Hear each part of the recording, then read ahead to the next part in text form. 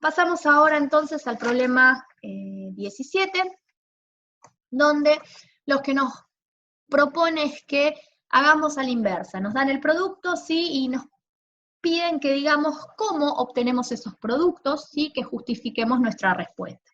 Esto es lo que se conoce como retrosíntesis, ¿sí? O sea, hago la síntesis al revés. Es bastante difícil, ¿sí?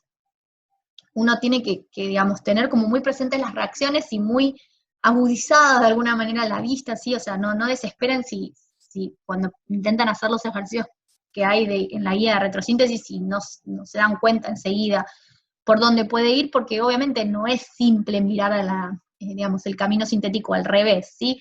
Pero bueno, uno tiene que empezar a como tener algunos tips de dónde tengo que mirar o por dónde puedo empezar a cortar la molécula para ir llevándola hacia moléculas más simples que puedan ser mis posibles reactivos. Esa es la idea.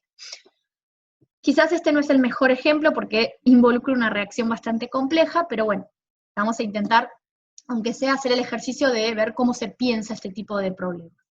Fíjense, lo que tenemos en el producto es un éster, ¿sí? Y en este otro extremo un alcohol. Y fíjense que estamos en la serie de formación enlace carbono-carbono, y si yo quiero empezar a cortar esta molécula, tengo que cortar enlaces carbono-carbono, y vimos una forma de generarlos, que es a través de enolatos que atacan a diferentes carbonilos. Entonces, fíjense que si uno piensa en eso, uno tiene acá el carbonilo, uno puede decir que si yo corto la molécula por acá, generé el enolato en esta posición de alguna manera y esta posición y este enolato ataca a este otro carbono que podría ser un carbonilo y generé este nuevo enlace. Entonces estoy cortando la molécula y la estoy simplificando. Si yo hago eso y corto acá, tendría que decir que podría partir de acetato de etilo, fíjense que sería esto, generar el enolato en esta posición, y acá lo que tengo, si en esta posición yo pongo un carbonilo, ¿sí? Lo que tengo es una acetona. Entonces, el enolato acá ataca acá. ¿Sí? Fíjense que el éster, el hidrógeno en posición alfa, el éster, tiene un pK de 25, y el hidrógeno en posición alfa, la acetona, tiene un pK de 19.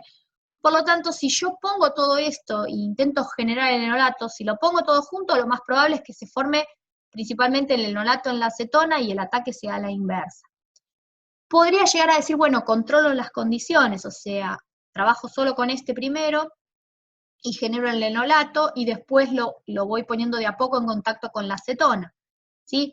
Igualmente eso me va a dar una mezcla, ¿por qué? Porque el enolato acá podría también atacar a otra molécula de éster, además del carbonilo de la acetona, ¿sí? O sea, acá yo planteo todas las posibilidades, uno puede jugar con las condiciones para favorecer un poco más los productos, pero así todo me daría una mezcla de productos.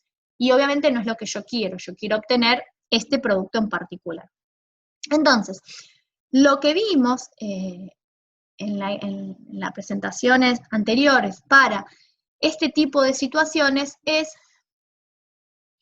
lo que se conoce como la reacción de Reformatsky, que estaba de alguna manera vinculada con una reacción previa que es la de Hellbold-Harselinsky, ¿sí? Lo que hace ese camino sintético es generar el enolato en una posición muy definida, ¿sí? Entonces no tengo la posibilidad de que el enolato se forme en distintas posiciones, sino que dirigís mucho más la reacción, generás el enolato en una posición muy definida y luego la haces reaccionar con la otra molécula. Entonces controlás mucho la reacción y obtenés un único producto, ¿sí? Recuerden que Gustavo se los remarcó en la presentación. Esta reacción no es una reacción que se evalúe en los parciales, sino que se evalúa únicamente en el final. Pero bueno, veámosla porque la tenemos que saber para el final, así que tenemos que estudiar el mecanismo. Entonces, ¿cómo era la reacción de Hellbold-Harselinsky, que era la reacción previa a la reacción de Reformatsky, ¿sí? Donde generó el alfa-bromoéster? Partíamos de un ácido carboxílico, ¿sí? Fíjense, estoy partiendo del ácido acético.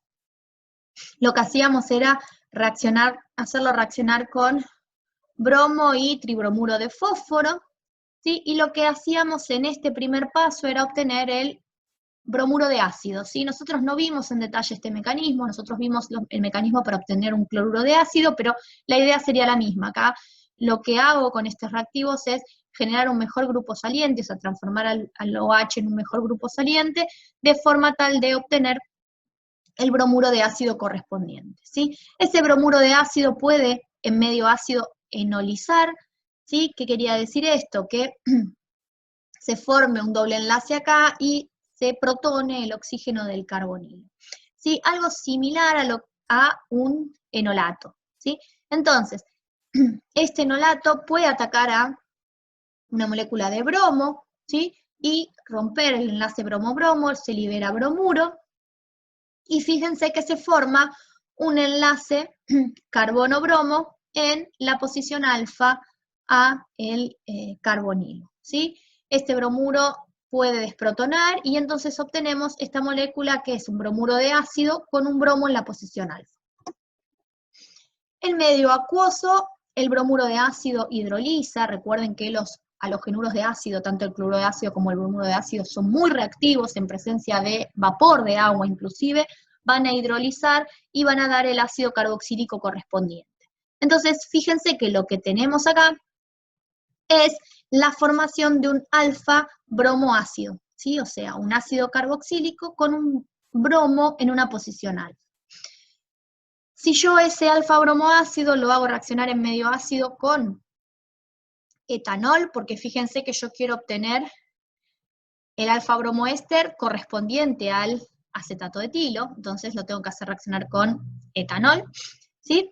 Fíjense, lo que ocurre primero es la activación de ese carboxilo en medio ácido, y luego el ataque típico de, ¿sí?, ácidos carboxílicos. Fíjense que acá no hay nada nuevo, o sea, me olvido que tengo un bromo en esa posición, simplemente el nucleófilo, ¿sí?, el etanol va a atacar a este carbonilo, se va a romper el doble enlace, es una reacción típica de esterificación, formación de un éster, ¿sí? Esto está protonado, por la cercanía puede ocurrir un ácido-base intramolecular, este OH toma este protón, de forma tal de transformarse en agua, que sea un buen grupo saliente. O sea, tenemos la etapa de adición y la etapa de eliminación, donde se restablece el doble enlace, se pierde la molécula de agua y obviamente esa molécula de agua desprotona al carbonilo, dándonos el alfa bromoéster correspondiente, ¿sí? Entonces, fíjense que ahora este alfa bromoéster es el que lo voy a hacer reaccionar con la acetona en vez de el acetato de etilo.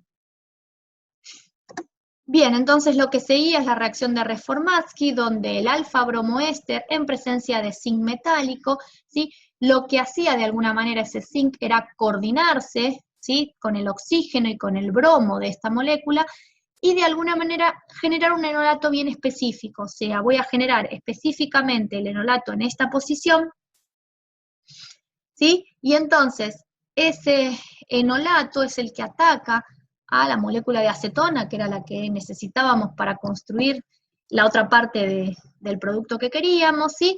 Y este es un ataque de un nucleófilo a un carbonilo, ¿sí? Fíjense que se forma el nuevo enlace, que es este que está acá. Entonces, este es el pedacito que vino del alfa bromoéster. Acá tenemos la molécula de acetona, donde el doble enlace carbono-oxígeno se rompe y por lo tanto queda el oxígeno coordinado con el zinc y el bromo. Y si pongo esto en medio acuoso, esto hidroliza y obtengo el alcohol correspondiente. Entonces, fíjense que obtuve el producto de interés para esta reacción de manera controlada, sin formación de mezcla de productos, ¿sí? Es una reacción bastante compleja, sí, quizás no es la más feliz para pensar en la retrosíntesis, pero bueno, está bueno que vayamos viendo cómo se encaran de nuevo este tipo de ejercicio, ¿sí?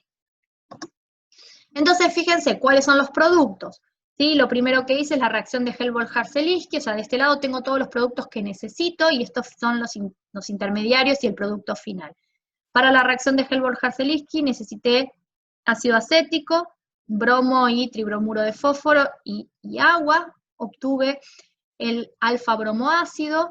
Luego, para la etapa de esterificación, el etanol y medio ácido. Obtuve el alfa-bromoéster, y para la reacción de Reformatsky, zinc, acetona y agua, y obtuvo el producto final. Por lo tanto, los reactivos son todos estos que se encuentran a la izquierda en la diapositiva.